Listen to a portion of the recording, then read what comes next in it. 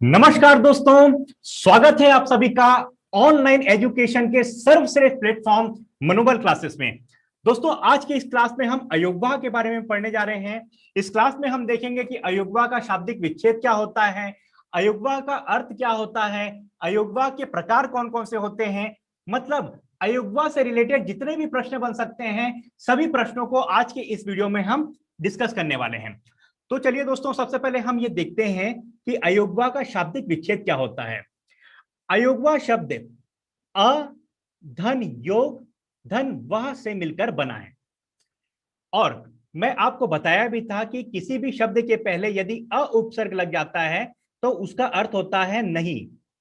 योग का अर्थ होता है जुड़कर और वह का अर्थ होता है वहन होना या चलना। मतलब वे वर्ण जो जुड़कर वहन नहीं होते, किनके साथ? स्वर और व्यंजन के साथ अयुग्वह कहलाते हैं। वे वर्ण जो जुड़कर वहन नहीं होते, स्वर और व्यंजन के साथ अयुग्वह कहलाते हैं। अयुग्वह ना तो पूर्णतः स्वर होता है और ना ही पूर्णतः व्यंजन होता है, इसलिए इसे एक तृतीय श्रेणी अयुग्वह के रूप में रखा गया है। ठीक है, मतलब इनमें कुछ स्वर के अंश होते हैं और कुछ व्यंजन के अंश जरूर होते हैं, लेकिन अयुग्वा ना तो पूर्णतः स्वर होता है ना ही पूर्णतः व्यंजन होता है, इसीलिए इसे एक थर्ड कैटेगरी, तृतीय श्रेणी में रखा गया है, जिसको हम अयुग्वा कहते हैं। दोस्तों, आज के क्लास का आपको पूरा पीडीएफ मिल जाएगा। ठीक है, एक साफ सुथरा पूरा नोट्स आप लोगों को मैं आज के क्लास के बाद दे दूंगा। अब हम देखते हैं अयोगवाह के प्रकार कितने होते हैं और अयोगवाह से प्रश्न कौन कौन से बन सकते हैं। देखिए दोस्तों, अयोगवाह के केवल दो प्रकार होते हैं। एक होता है अनुस्वार, जिसको हम अम बोलते हैं, और एक होता है विसर्ग, जिसको हम आहा बोलते हैं। यह क्वेश्चन पूछा भी है एडीईओ 2017 के एग्जाम में। चलिए, अब हम देखते हैं अनुस्वार किसे कहते हैं। अनुस्वार का चिन्ह शिरोरेखा के ऊपर एक बिंदु लगे रहता है।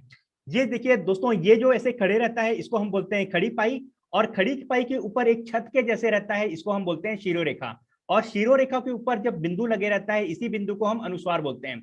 जैसे मैं इसमें कुछ वर्ण बना लेता हूं, जैसे ये का बना लिया, जैसे आ लिखा, आ में ये है खड़ी पाई और उसके ऊपर छत जैसे रहता है इसको बोलते हैं शिरोरेखा, और शिरोरेखा के ऊपर जो बिंदु लगे रहता है इसी को अनुस्वार बोलते हैं। ठीक है, ये स्वर के बाद आने वाला व्यंजन होता है। ठीक है, अनुस्वार जो है स्वर के बाद आने वाला व्यंजन होता है। ये क्वेश्चन पूछा भी है, हाई कोर्ट का जो एग्जाम हुआ था 2019 में, इसमें क्वेश्चन आया है। ठीक है दोस्तों, ऐसा कुछ तथ्य है, ये तथ्य लोगों को आप याद रखिए।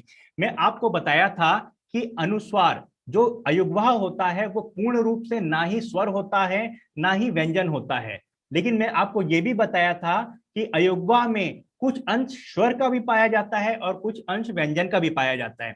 ठीक है, तो ये तथ्य आप लोग याद रखेंगे। चलिए आगे देखते हैं। अनुस्वार की ध्वनि नाक से निकलती है। अनुस्वार की ध्वनि कहां से निकलती है? नाक से निकलती है। और अनुनासिक की ध्वनि मुंह और नाक दोनों से निकलती है, इसको भी याद रखिए। अच्छा, ये अनुनासिक क्या होता है? अनुनासिक मतलब होता है चंद्र बिंदु, जो हम लोग चंद्र बिंदु पढ़ते हैं उसी को ही अनुनासिक बोलते हैं। और अनुनासिक का तत्सम रूप ही अनुस्वार कहलाता है। ठीक है, अनुनासिक का तत्सम रूप अनुस्वार कहलाता है। अब ये तत्सम क्या होता है, तद्भव क्या होता है, इसके बारे में मैं आपको एक बेसिक जानकारी देता हूं। देखिए, तत्सम किसे कहते हैं? देखिए, जो संस्कृत का शब्द, संस्कृत का कुछ शब्दों का जो हम हिंदी में उपयोग करते हैं उन्हीं शब्दों को हम तत्सम कहते हैं।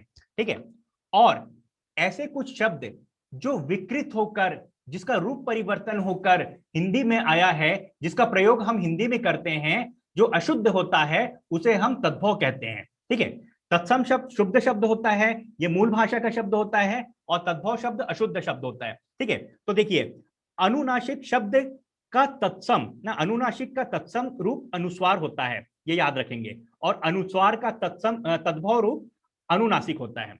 मतलब किसी भी शब्द के ऊपर यदि आपको चंद्र बिंदु दिख जाए तो आप सीधा सीधा ये पहचान लोगे कि वो दिया गया शब्द प्रायः वो क्या है, तद्भव शब्द है। किसी भी शब्द के ऊपर यदि आपको चंद्र बिंदु दिख जाएगा तो आप पहचान लेना कि वो दिया गया शब्द संभवतः तद्भव शब्द है, और किसी भी शब्द के ऊपर यदि आपको ऐसे अनुस्वार दिख जाएगा तो आप पहचान लेना कि दिया गया शब्द संभवतः तत्सम शब्द है। ठीक है, जैसे अंगूर हो गया, अंगद हो गया, रंग हो गया इत्यादि। अब हम देखते हैं विसर्ग। विसर्ग किसे कहते हैं इसके बारे में देखते हैं। विसर्ग मतलब ये आहा, आहा की जो ध्वनि सुनाई देती है उसी को हम विसर्ग कहते हैं। ठीक है, विसर्ग जो ध्वनि है वो कंठ से निकलती है, कंठ से संबंधित है। आप बोलिए ना आहा, तो आप देखोगे कि आपका कंठ में कंपन हो रहा है, मतलब आपका कंठ प्रभावित हो रहा है। ठीक है, तो देखिए विसर्ग जो है ये कंठ ध्वनि है, इसका संबंध कंठ वर्ग से है। ठीक है, ये क्वेश्चन पूछा भी है, जो पिछले बार जो संपरीक्षक का एग्जाम हुआ था 2018 में, यहाँ से क्वेश्चन भी आया है और ये इंपॉर्टेंट है, इसको आप ध्यान रखेंगे। ठीक है, अनुस्वार की तरह विसर्ग भी स्वर्ग के बाद आता है, स्वर के बाद आता है। ठीक है, अनुस्वार के बाद विसर्ग भी स्वर के बाद आता है। देखिए दोस्तों, अयुग्म क्या होता है, स्वर के बाद आते हैं। जैसे देखिए मैं यहां लिखा अ धन आहा, ये क्या बन गया, ये बन गया आहा। ठीक है, उसी प्रकार जैसे मैं लिख दिया अ धन अम, ये क्या बन गया अम। ठीक है, तो जो ये है स्वर और ये है अयुग्म। तो अयुग्म क्या होते हैं, स्वर के बाद आने वाले व्यंजन होते हैं। ठीक है, अयुग्म स्वर के बाद आने वाले व्यंजन होते हैं, जिसको हम अभी पढ़े भी थे। ठीक है, यह व्यंजन है और इसका प्रयोग ह की तरह होता है। ठीक है, आप बोलो ना अह, ऐसे लगेगा ह का उच्चारण आपको सुनाई देगा, ह की ध्वनि आपको सुनाई देगी। ठीक है, तो जो विसर्ग है उसको हम उच्चारित करते हैं तो हमको हल्का हल्का ह जैसे सुनाई देता है। नमः ना, जैसे मैं बोलूंगा प्रातः, ह की ध्वनि आपको सुनाई देगी। संस्कृत में इसका काफी प्रयोग होता है, विसर्ग का प्रयोग काफी संस्कृत में होता है। हिंदी में इसका अभाव होते जा रहा है, मतलब इसका यूज कम होते जा रहा है। किंतु तत्सम शब्द, तत्सम शब्द मतलब जो संस्कृत के शब्द है, में इसका प्रयोग आज भी जारी है। जैसे मनः कामना, पयः पान, दुख, नमः, प्रातः इत्यादि। अब हम देखते हैं अयोग्वा।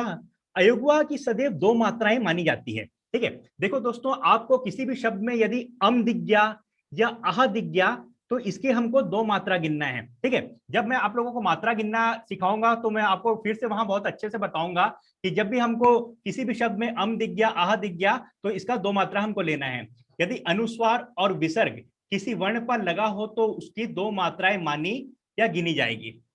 आगे बढ़ते हैं, अब हम देखते हैं अनुनासिकता के आधार पर स्वरों के भेद। ठीक है, देखिए दोस्तों, मैं जब आपको इसके पहले क्लास में स्वरों के भेद पढ़ा रहा था तो मैं आप लोगों को केवल इतना ही बताया था कि अनुनासिकता के आधार पर स्वरों के दो भेद होते हैं, एक अनुनासिक स्वर होता है और एक नीलनुनासिक स्वर होता है। और इसके बारे में केवल एक बेसिक जानकारी ही मैं आपको दिया था, और मैं आप लोगों को बोला था जब मैं अनुयोग्य पढ़ाऊंगा तब इसके बारे में मैं थोड़ा डिटेल में आप लोगों को बताऊंगा। तो देखिए दोस्तों, अनुनासिक स्वर कौन से होते हैं। देखिए, किसी भी स्वर वर्ण के ऊपर यदि चंद्र बिंदु लग जाए ना, मैं आपको अभी बताया कि जो चंद्र बिंदु होता है ये अनुनासिक की पहचान होती है ना, ये अनुनासिक वो होता है चिन्ह। ठीक है, किसी भी स्वर वर्ण के ऊपर यदि अनुनासिक चिन्ह लग जाए तो वो अनुनासिक स्वर कहलाता है। और किसी भी स्वर वर्ण के ऊपर, देखो 11 स्वर्ण होता है, 11 स्वर वर्ण होते हैं, 11 स्वर वर्णों के ऊपर किसी के भी ऊपर यदि हम चंद्र बिंदु ना लगाएं तो वो कहलाएगा नीलनुनासिक स्वर, मतलब अनुनासिक रहित स्वर। और इन 11 स्वरों के ऊपर किसी में भी यदि हम अनुनासिक मतलब चंद्र बिंदु लगा दें तो वो अनुनासिक स्वर कहलाएगा। चाहे आप अ बोलो, चाहे आ बोलो ना, चाहे उसके आगे कोई भी बोलो, 11 स्वरों के ऊपर यदि चंद्र बिंदु लग गया तो अनुनासिक स्वर, 11 स्वरों के ऊपर यदि चंद्र बिंदु नहीं लगा तो वो नीलनुनासिक स्वर। आगे बढ़ते हैं, देखिए अनुनासिक चंद्र बिंदु, इसी को बोलते हैं विकसित स्वर। ठीक है, देखिए अनुनासिक हम पहचान लिए, क्यों अनुनासिक क्यों बोलते हैं, क्योंकि इसका प्रयोग मुंह और नाक दोनों से होता है। चंद्र बिंदु क्यों बोलते हैं, क्योंकि ये चंद्र के समान दिखता है और इसमें बिंदु लगे रहता है। ठीक है, इसलिए इसको हम लोग चंद्र बिंदु बोलते हैं। विकसित स्वर क्यों बोलते हैं, क्योंकि ये मूल भाषा का नहीं है, संस्कृत भाषा का नहीं है, इसका विकास करने का श्रेय हमारे हिंदी भाषा वैज्ञानिकों को है, इसीलिए इसको विकसित स्वर बोलते हैं। ये होता है। ठीक है, चलिए अब हम देखते हैं अनुनासिक स्वरों का सरल नाम है चंद्र बिंदु कहलाता है। ठीक है, देख चुके हैं। चंद्र बिंदु संस्कृत का नहीं है, इसका विकास और विकसित करने का श्रेय हिंदी भाषा वैज्ञानिकों का ही है, इसलिए इसे विकसित स्वर कहते हैं। इसको भी देख लिए। इसका प्रयोग उच्चारण करते समय प्राणवायु मुंह और नाक दोनों से बाहर आती है, इसलिए इसको अनुनासिक कहते हैं। ठीक है, प्राणवायु क्या होता है दोस्तों, जब हम कुछ बोलते हैं तो आवाज तो बाहर निकलती ही है, आवाज के साथ साथ कुछ हवा भी बाहर निकलती है, उसी हवा को प्राणवायु कहते हैं। और कुछ देखते हैं अनुनासिक स्वर चंद्र बिंदु के बारे में। अनुनासिक ना अनुस्वार, मैं आपको पिछले बार अभी थोड़ी देर पहले बताया भी मैं, अनुस्वार मतलब होता है अम का तद्भव रूप अनुनासिक होता है। ठीक है, नोट, किसी भी शब्द के ऊपर जब चंद्र बिंदु लगी हो तो वो निश्चित रूप से तद्भव में गिना जाएगा। ये भी मैं आपको भी जस्ट थोड़ी देर पहले बताया। मैं आपको क्या बताया कि किसी भी शब्द के ऊपर यदि ऐसे चंद्र बिंदु लगे रहे ना, चंद्र बिंदु लगे रहे तो ये शब्द कौन सा शब्द कहलाएगा, ये शब्द कहलाएगा तद्भव शब्द कहलाएगा। मतलब ये बहुत अच्छा चीज मैं आपको बता रहा हूं कि आप तत्सम तद्भव आसानी से पहचान सकते हो कि किसी भी शब्द के ऊपर यदि आपको चंद्र बिंदु दिखे तो आप सीधा पहचान लेना कि दिया गया शब्द तद्भव शब्द है, और किसी भी शब्द के ऊपर यदि ऐसे बिंदु लगे रहे ये वाला अनुस्वार वाला तो आप समझ जाना कि वो शब्द कौन सा है, तत्सम शब्द है। ठीक है, देखिए इसका उदाहरण है आंख, हंसना, पूंछ। ये जो शब्द हैं ये संस्कृत के नहीं हैं, ये बाद में विकृत होकर हिंदी भाषा में इसका प्रयोग किया जाता है। ये शब्द होते हैं तद्भव शब्द। चलिए आगे बढ़ते हैं। निर्नुनासिक के बारे में भी मैं अभी आपको बताया कि यदि 11 स्वरों में ना, यदि 11 स्वरों में किसी में भी बिना ऊपर कोई चिन्ह या बिंदु लगाए लिख दिया जाए तो वो निर्नुनासिक कहलाता है, अर्थात अनुनासिक रहित स्वर। ठीक है, जिन स्वरों के उच्चारण में हवा केवल मुंह से निकले, ठीक है, हम जो स्वर बोलते हैं उसमें हवा केवल मुंह से निकलता है, लेकिन अनुनासिक में क्या होता है, हवा मुंह से भी निकलता है और नाक से भी निकलता है। ठीक है, जिन स्वरों के उच्चारण में हवा केवल मुंह से निकले उसे हम मौखिक या निर्नुनासिक कहते हैं। मतलब जो सिंपल जो स्वर होते हैं ना उसी को हम बोलते हैं निर्नुनासिक स्वर। ठीक, केवल मुंह से बोले जाने वाले स्वर ध्वनि को निर्नुनासिक कहते हैं। ठीक है, देखिए दोस्तों ये सब क्वेश्चन प्रीवियस ईयर एग्जाम में आ चुका है, आप लोग इसको ध्यान रखेंगे सबके बारे में। चलिए, यदि किसी स्वर के ऊपर चंद्र बिंदु लगा दिए जाए तो उसे अनुनासिक स्वर कहते हैं, इसको हम लोग देख लिए। ये अनुनासिक स्वर कहलाएंगे, और जिन स्वरों के ऊपर यदि चंद्र बिंदु नहीं लगा है तो उसे हम निर्नुनासिक स्वर कहेंगे, इसको भी हम लोग देख लिए। चलिए आगे बढ़ते हैं। देखिए दोस्तों ये क्वेश्चन पूछा है सम परीक्षा का, जो पिछले बार एग्जाम हुआ था उसमें क्वेश्चन पूछा है 2018 में, कौवे या अली जिह्वा के आधार पे स्वरों के दो भेद होते हैं। ठीक है, क्वेश्चन ये पूछा था कि कौवे या अली जिह्वा के आधार पे स्वरों के कितने भेद होते हैं, तो आंसर है यहाँ इसके दो भेद होते हैं। कौन कौन से होते हैं, एक होता है मौखिक या निर्नुनासिक स्वर और दूसरा होता है अनुनासिक स्वर। ठीक है, इसको आप अच्छे से ध्यान रखेंगे, क्या पता ये क्वेश्चन अगले बार फिर से रिपीट हो जाए, तो आप लोग इसको ध्यान रखेंगे। चलिए अब हम आगे बढ़ते हैं, हम एक नए स्वरों के बारे में देखते हैं ना। ये सब चीज को मैं अयोगवाह में क्यों पढ़ा रहा हूं, मैं अयोगवाह में इसलिए पढ़ा रहा हूं कि ये सब भी चीज अयोगवाह से मिलते जुलते चीज है। मतलब ये वर्ण अयोगवाह से मिलते जुलते हैं, चाहे आप अनुनासिक को देखो चाहे ये आगत स्वर को देखो, उससे आपस में मिलजुल रहे हैं।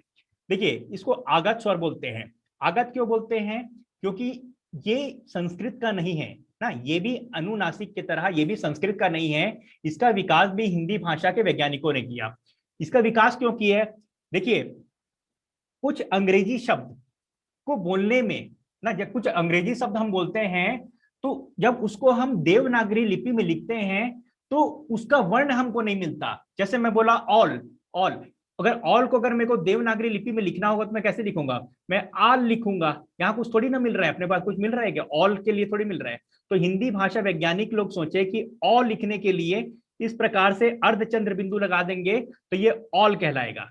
ठीक है, तो हिंदी भाषा वैज्ञानिक एक नया वर्ण का जब जन्म दिए, एक नया चिन्ह का जन्म दिए जिसको हम आगत स्वर कहते हैं। आगत मतलब बाहर से आया हुआ, ये अंग्रेजी विदेशी भाषा का शब्द है। ठीक है, इसे विदेशी स्वर भी कहा जाता है, इसको विदेशी स्वर कहा जाता है क्योंकि इस विदेशी स्वर इसलिए कहा जाता है क्योंकि जो अंग्रेजी भाषा को कि कुछ शब्दों को अगर हम हिंदी में लिखना रहता है तो हम इसका प्रयोग करते हैं, इसलिए इसको विदेशी स्वर कहा जाता है। इसको मेहमान स्वर बोलते हैं क्योंकि हमारा नहीं है, बाहर से अपनाया गया है ना। हालांकि हिंदी भाषा वैज्ञानिकों ने अपनाया है, लेकिन बाहर के शब्द आए हैं उनके लिए अपनाया गया करके मेहमान स्वर। ग्रहित स्वर मतलब इसको ग्रहण किया गया है। आदि चंद्र बिंदु या अर्ध चंद्र बिंदु बोलते हैं, चंद्र बिंदु इसको बोलते हैं, और आदि चंद्र बिंदु या अर्ध चंद्र बिंदु इसको बोलते हैं। ठीक है, ये इसको। ठीक है, आगत स्वर ये वृत्ताकार स्वर है, मैं आपको बताया था वृत्ताकार स्वर और अवृत्ताकार स्वर जब मैं आपको पढ़ाया था स्वर में, स्वर के प्रकार में, तब मैं वहां भी बताया था कि ये अवृत्ताकार स्वर होता है आगत स्वर। जैसे ऑल बोलना है, ऑर्केस्ट्रा बोलना है ना, और ऑस्कर बोलना है, ठीक है, वो सब बोलने के लिए हम आदि चंद्र बिंदु या अर्ध चंद्र बिंदु या आगत स्वर का प्रयोग करते हैं। चलिए दोस्तों देखते हैं कि प्रीवियस ईयर एग्जाम में कौन कौन से क्वेश्चन अयुग्वा से रिलेटेड आए हैं, उसके बारे में हम देखते हैं। देखिए, निम्नलिखित में से अयुग्वा किसे कहा जाता है, चलिए देखते हैं। पहला है संयुक्त व्यंजन, गलत। दूसरा है विसर्ग। देखिए दोस्तों, मैं आपको बताया अयुग्वा कितने प्रकार के होते हैं। अयुग्वा दो प्रकार के होते हैं, एक होता है अनुस्वार और एक होता है विसर्ग, ठीक है। अयुग्वा दो प्रकार के होते हैं। चलिए आगे बढ़ते हैं। निम्न में से अयुग्वा कौन सा है? ऑप्शन ए विसर्ग, ये अयुग्वा है, ठीक है, ये विसर्ग अयुग्वा है, ठीक है, आंसर मिल गया। देखिए दोस्तों, ऐसा भी क्वेश्चन प्रीवियस ईयर एग्जाम में आए हैं। चलिए और देखते हैं। अयुग्वा वर्ण का उदाहरण है, देखिए ये नहीं है, ये भी नहीं है, ये उदाहरण है, ठीक है। अम और आहा क्या होता है? अयुग्वा वर्ण के उदाहरण है। ये ADEO 2017 में एग्जाम हुआ था, वहां ये क्वेश्चन पूछा है। अयुग्वा के अंतर्गत अम आता है और आहा आता है को रखा जाता है, और अम और आहा क्रमशः अनुस्वार, ठीक है, अनुस्वार और विसर्ग होते हैं। चलिए आगे बढ़ते हैं। हिंदी वर्णमाला में अयुग्वा वर्ण कौन से हैं? देखिए हिंदी वर्णमाला में अयुग्वा वर्ण हैं अम और आहा। ये क्वेश्चन भी प्रीवियस ईयर एग्जाम में पूछ चुका है, ठीक है। हालांकि मैं यहाँ लिखना भूल गया हूँ, लेकिन ना ये भी क्वेश्चन प्रीवियस ईयर एग्जाम में पूछ चुका है। चलिए देखिए, सारे क्वेश्चन प्रीवियस ईयर एग्जाम का ही उठाया हमें। अनुनासिक का संबंध होता है, अनुनासिक में आपको बताया ना, जो चंद्र बिंदु वाला होता है, इसका संबंध किससे होता है? केवल नाक से, गलत। केवल मुंह से, गलत। ऑप्शन सी, नाक और मुंह दोनों से होता है। और अनुस्वार का संबंध केवल और केवल नाक से होता है, अनुस्वार का संबंध केवल नाक से होता है, और अनुनासिक का संबंध मुंह और नाक दोनों से होता है। अनुनासिक व्यंजन कौन से होते हैं? देखो, अनुनासिक व्यंजन कौन से होते हैं दोस्तों, ये भी याद रखना। देखिए, वर्ग का पंचमा अक्षर गलत, वर्ग का तृतीय अक्षर गलत, वर्ग का चतुर्थ अक्षर गलत, वर्ग का पंचमा अक्षर ना। देखिए, जो हमारा स्पर्श व्यंजन होता है, देखिए ये सब चीज मैं इस क्लास के बाद में आपको व्यंजन पढ़ाऊंगा, वहां मैं आपको बहुत ही डिटेल में पढ़ाऊंगा, ट्रिक के साथ मैं आप लोगों को पढ़ाऊंगा, ठीक है। देखिए, स्पर्श व्यंजन होते हैं जिनकी संख्या 25 होती है। आप जानते होंगे या जान लीजिए यहाँ कि क वर्ग होता है, च वर्ग होता है, ट वर्ग होता है, त वर्ग होता है और प वर्ग होता है, ठीक है। और देखिए, ये पांचों वर्ग में के अंतर्गत 5 अलग अलग प्रकार के श्रेणियां होती है, ठीक है। तो देखिए, क वर्ग का जो पंचम होता है वो होता है अंगा। च वर्ग का जो पंचम होता है चा छा जा जा निया। ट वर्ग का जो पंचम होता है टा था दा दा अणा। टा ठा डा ढा अणा। ता था दा धा ना होता है पंचमा अक्षर, और पा का क्या होता है? माँ होता है, पा फा बा भा मा, ठीक है। तो देखिए, ये जो पंचमा अक्षर होता है, इसकी जो ध्वनि होती है वो मतलब वो कहाँ से निकलती है? वो अनुनासिक व्यंजन कहलाते हैं, ठीक है। अनुनासिक व्यंजन कहलाती हैं पंचमा अक्षर वाले, ठीक है। जो पंचमा अक्षर जो होते हैं ये अनुनासिक व्यंजन कहलाते हैं, ठीक है। मैं इसके बाद आपको व्यंजन पढ़ाऊंगा, तो वहां पर आपको पंचमा अक्षर इसके बारे में पूरा विस्तार से समझाऊंगा, और इससे रिलेटेड जितने क्वेश्चन बन सकते हैं सब चीज मैं आप लोगों को इसके बाद वाले व्यंजन वाले क्लास में पढ़ाऊंगा। तो चलिए दोस्तों, आज के क्लास को हम यही समाप्त करते हैं। आप सभी का बहुत बहुत धन्यवाद। जय हिंद, जय भारत।